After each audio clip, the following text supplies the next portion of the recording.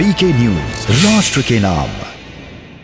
नमस्कार, VK news देख रहे हैं आप। मैं हूं आपके साथ सुरभि राजपूत। उत्तर प्रदेश के चुनाव के पहले जिस तरह से अखिलेश के करीबियों के खातों को खंगाला जा रहा है, इनकम टैक्स विभाग उनके ठिकानों पर छापेमारी कर रहा है, उससे यूपी की सियासत गर्मा गई है। अखिलेश ने तो 2 कदम आगे बढ़ते हुए यहां तक कह दिया कि सरकार उनके फोन टैप भी करवा रही है। हमारे सभी फोनों को सुना जा रहा है। हमारे जितने भी फोन हैं समाजवादी पार्टी के कार्यालय के या हमारे संबंधित जितने लोग भी हैं, उनके मोबाइल को सुना जा रहा है। सबको लिसनिंग पे लगाया हुआ है और मुख्यमंत्री खुद शाम को कुछ की रिकॉर्डिंग सुनते हैं। हालांकि सीएम योगी आदित्यनाथ अखिलेश के इस बेकरारी का जवाब देते हुए साफ कर दिया है कि अगर कार्रवाई हो रही है तो अखिलेश को और सपा को क्यों तकलीफ हो रही है। जाहिर है कि कुछ तो गड़बड़ है। उन्होंने तो यहाँ तक कह दिया है कि चोर की दाढ़ी में तिनका। कल मैं देख रहा था इनकम टैक्स के छापे पड़ रहे थे, लेकिन समाजवादी पार्टी को पीड़ा हो रही थी। तो एक व्यक्ति से मैंने पूछा, मैंने कहा ये सब क्यों हो रहा है? तो मीडिया के उस पत्रकार ने कहा साहब आपको मालूम नहीं, चोर की दाढ़ी में तिनका। मैंने कहा क्या मतलब?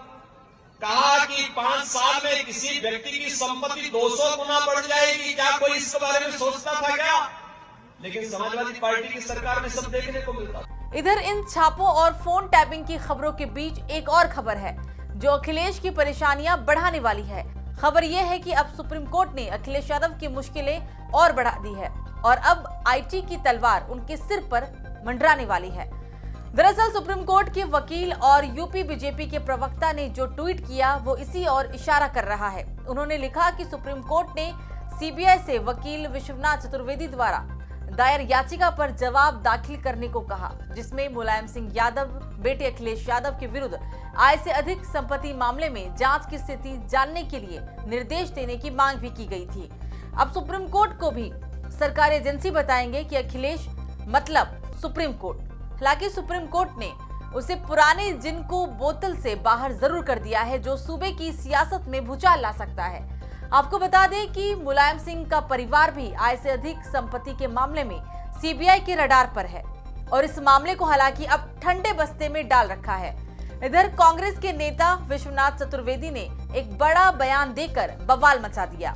भ्रष्टाचार के आतंक में डूबे अखिलेश यादव और उनका परिवार आयकर छापों के बाद जिस तरीके बौखलाया है वो बड़ा ही हास्यास्पद प्रतीत होता है। उत्तर प्रदेश के 3 दशक से उत्तर प्रदेश के गरीबों, बच्चों और केंद्रीय योजनाओं की जिस बड़े पैमाने पे यादव कुनबे द्वारा लूट की गई है वो किसी से छुपा हुआ नहीं है।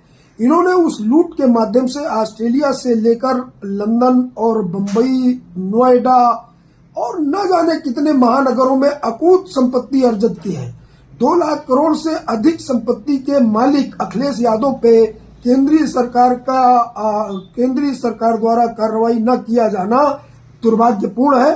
केंद्रीय सरकार को इनके जो पुराने मामले, खाद्यान्न घोटाला, इनका आय से अधिक संपत्ति मामला जिसमें ये 2007 से पूरा इनका कुनबा, अखिलेश, डिम्पल, प्रतीक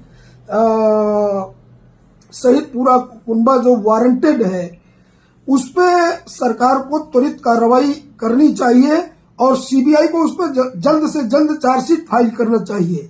इन्होंने जिस बेतहाशा तरीके से उत्तर प्रदेश में लूट मचाई है, जो ये योजनाएं बताते हैं, उन योजनाओं में चाहे वो रिवर फ्रंट घोटाला हो, चाहे वो एक्सप्रेस वे हो, चाहे वो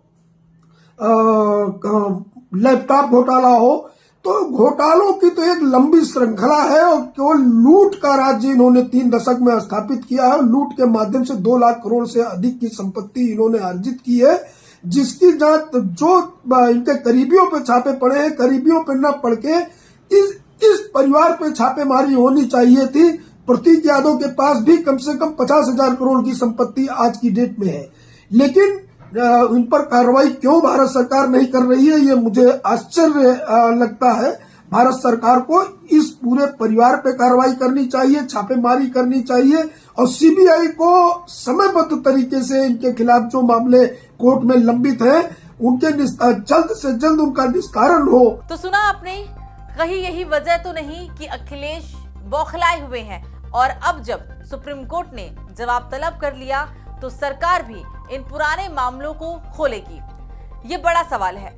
आपकी इस पर क्या राय है? आप कमेंट बॉक्स में हमें जरूर बताएं। फिलहाल अभी के लिए मुझे दीजिए इजाजत।